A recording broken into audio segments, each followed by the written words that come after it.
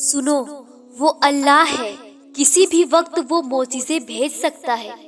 مایوس وہ ہوتے ہیں جن کو رب پر یقین نہیں ہوتا، مایوس وہ ہوتے ہیں جن کا ایمان کمزور ہوتا ہے، مایوس وہ ہوتے ہیں جو ڈر جاتے ہیں دنیا سے۔ سنو، تم ایسے لوگوں میں شامل نہ ہونا۔ ہمیشہ اس بات کو یاد رکھنا، تمہاری مصیبتوں سے تمہارا رب بہت بڑا ہے۔ وہ کن کہے گا اور تمہارے تمام مسائل پلک جھپکتے ہی حل ہو جائیں گے۔ امید کبھی نہ چھوڑیں، کل وہ دن ہو سکتا ہے جس کا آپ انتظار کر رہے تھے۔ وہ جانتا ہے تمہیں درد سے کہراتے ہوئے، وہ سمجھتا ہے تمہاری بے زبانی، وہ محسوس کرتا ہے تمہارا لڑکھڑانا، وہ بھانپ لیتا ہے تمہارا ارادہ، وہ قبول کرتا ہے تمہاری صداؤں کو، وہ معاف کرتا ہے تمہاری لغزشوں کو۔ وہ محتاج نہیں ہے کسی کا، کیونکہ وہ حاکم الحاکمین ہے۔ زندگی کے کسی نہ کسی موڑ پر تمہیں کسی نہ کسی کو کھونا ہے، اور آخر کار تمہیں اللہ ہی کی رضا میں راضی ہونا ہے۔ لوگوں کی باتوں کو دل پر لینا چھوڑ دے، اپنی زندگی کا مقصد صرف رب کو راضی کرنا رکھے۔ کہاں تیرا آستانہ، کہاں میری سجدہ ریزی، تیرے در کے ہوں جو قابل، وہ میں لاہوں سر کہاں سے۔ صفا اور مروہ دراصل ایک عورت کے صبر کی نشانی ہے۔ جب آپ کو بے قصور تپتے ہوئے صحرا میں چھوڑ دیا جائے اور آپ اس توکل پر کہ اللہ ضائع نہیں کرے گا صبر کریں، تو پھر زمزم کے چشمے پھوٹتے ہیں۔ اور کچھ لوگوں کو اللہ موسیٰ علیہ السلام کی طرح لاڈلا رکھتا ہے، انہیں تکلیف دے کر آزماتا ہے اور انتظار کرواتا ہے، لیکن پھر وہ اپنے لاڈلوں کو تکلیف میں تنہا بھی نہیں چھوڑتا، اور وہ ان کے لیے سمندر کے درمیان سے راستے بنا کر انہیں فرعون جیسوں سے محفوظ رکھتا ہے۔ تم سے یہ کس نے کہہ دیا کہ اللہ کے لاڈلوں کو تکلیفیں نہیں ملتی؟ انہیں تو فرعون جیسوں سے لڑنا پڑتا ہے۔ تکلیفیں تو سب کو ملتی ہے، لیکن اس کے حصے میں زیادہ آتی ہے جو اسے سب سے زیادہ محبوب ہوتا ہے۔ جب قبولیت کے تمام راستے بند ہو جاتے ہیں نا، تب بھی ایک راہ ہوتی ہے، تہجد، جہاں قبولیت لازم ہو جاتی ہے۔ گھبراؤ نہیں، یہ مشکل وقت بھی عنقریب گزر جائے گا۔ تم یقین رکھو اللہ پر، وہ تمہارے لیے کافی ہو جائے گا۔ نظر انداز کر دو وہ سارے وسوسے جو تمہارے دل کو بے چین کرتے ہیں۔ تم مدد مانگو اللہ سے، پھر دیکھو تمہاری سب مشکلات کا حل نکل آئے گا۔ کہہ دو میرے ان بندوں سے جو نا امید ہوئے بیٹھے ہیں، ڈرو نہیں اور نہ ہی غم کرو، میں تمہیں بچانے آ رہا ہوں۔ کہہ دو میرے ان بندوں سے جو شک میں مبتلا ہیں، اور در حقیقت میں توکل کرنے والوں سے محبت کرتا ہوں۔ محبت میں تو پابندیاں نہیں لگائی جاتی، بلکہ آزادی دی جاتی ہے، اور پھر جو شخص آزادی کے بعد بھی صرف تمہارا ہے، محبت اسے کہتے ہیں۔ جو چیز ہم مانگتے ہیں اللہ سے، اللہ کو پہلے سے ہی معلوم ہوتا ہے۔ ہم جس چیز کے لیے تڑپتے ہیں، اللہ پہلے سے ہی اس طرف سے واقف ہوتا ہے۔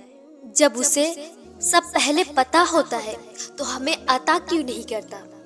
کیونکہ اس کے لیے ہی تو اللہ نے دعا بنائی، اور دعا مانگنے کے لیے ہمیں بنایا، تاکہ ہم اسے مانگیں، اس سے بات کریں، اسے بلاتے رہیں، اس سے دور نہ ہو جائے، اس کے قریب رہیں، تاکہ وہ ہمارے قریب ہو جائے۔ ہم اسے مانگیں اور انہی باتوں میں ہمارا الجھا ذہن اس چیز سے ہٹ جاتا ہے جو ہمارے لیے اچھی نہیں ہوتی۔ اتنی محبت کرتا ہے اللہ ہم سے، ہمارے لیے ہمیں غم دکھاتا ہے، اور ہمارے لیے ہی ہم سے محبت کرتا ہے۔ اپنی من پسند چیز اس کی حفاظت میں چھوڑ دو گے، تب اسے الحفیظ پاؤ گے۔ جب دنیا کی ساری محبتیں تمہیں رد کر دیں گی، تب اسے الودود پاؤ گے۔ اپنے معاملات کا فیصلہ اس پر چھوڑ دو گے تو اسے الحکیم پاؤ گے۔ جب کام کہیں سے نہ بن رہا ہو، تب تم اسے الوکیل پاؤ گے۔ جب گناہوں سے لپٹ کر ہار جاؤ، تب اسے الغفار پاؤ گے۔ سچے دل سے کامل یقین کے ساتھ کی دعا کبھی رد نہیں ہوتی۔ کچھ دعائیں جو خلوص نیت سے اللہ سے پورے یقین سے مانگ کے اس کے حوالے کر دینا تو وہ دعائیں ضرور فرش سے عرش تک کا فاصلہ طے کر کے قبولیت کی مہر لگوا ہی لیتی ہے۔ وہ رد نہیں کرتا زمانے کی طرح، وہ اپنے در پر آنے والوں کو تھام لیتا ہے، وہ دلوں کے راز سنبھال لیتا ہے، وہ ٹوٹے ہوئے دلوں کو جوڑ دیتا ہے، بکھری روح کو سنوار دیتا ہے، اور وہ اللہ ہے جو ہر کسی کو نواز دیتا ہے۔ آنسو اپنے آپ میں ایک گفتگو ہے جس کی زبان صرف عرش عظیم پر موجود خالق کائنات ہی سمجھ سکتا ہے، اور تم کیا جانو ان کی طاقت کہ یہ جب جذبات سے بہتے ہیں اس وقت مانگی گئی دعا رد نہیں ہوتی۔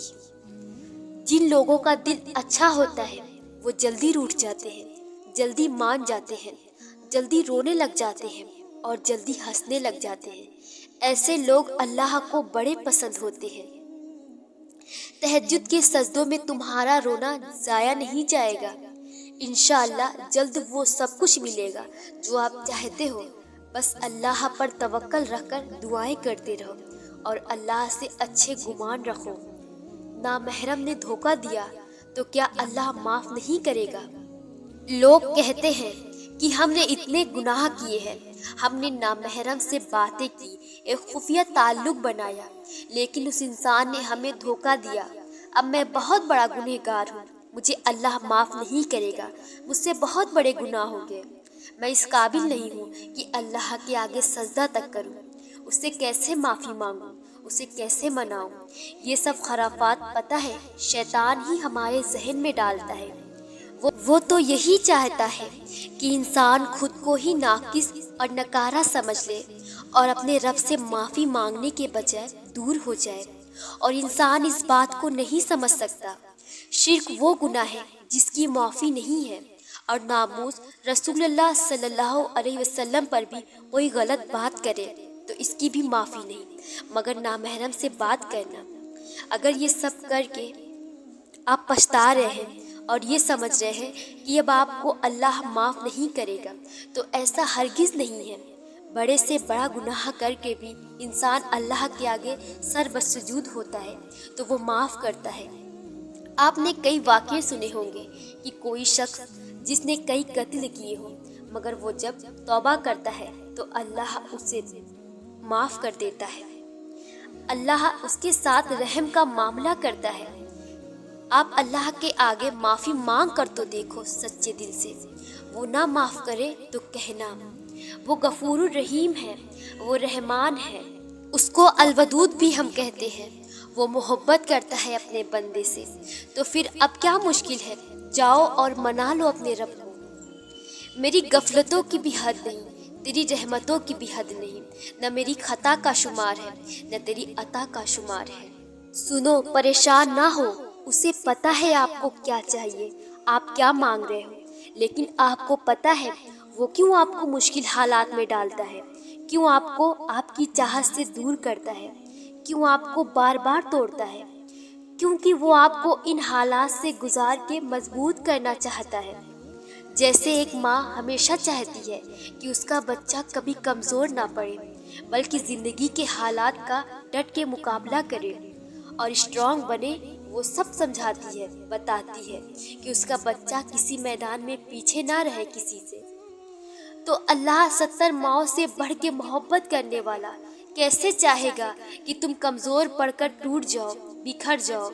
لیکن اس رب کا اپنے لیے پیار دیکھو کہ آزمائش بھیجتا ہے کہ پھر اپنی محبت کے جام سے صبر کے گھونٹ بھرنا سکھا دے، لوگوں سے بے نیاز کر کے اپنے تک پہنچنے کا تمہیں پتہ بتا دیتا ہے، کیونکہ جب ہم ٹوٹتے ہیں تو جاتے تو اپنے مشور کے پاس ہی ہے نا، مرہم بھی تو وہی لگاتا ہے نا۔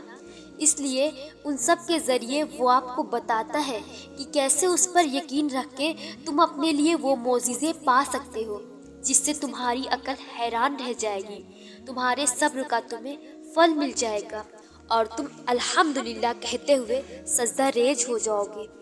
تو تمہیں مضبوط رہ کر اور ڈٹ کے مقابلہ کرنا ہے ان حالات سے، اور یاد رکھنا کہ کوئی ہو نہ ہو اللہ تمہارے ساتھ ہے، ہر جگہ ہر پل۔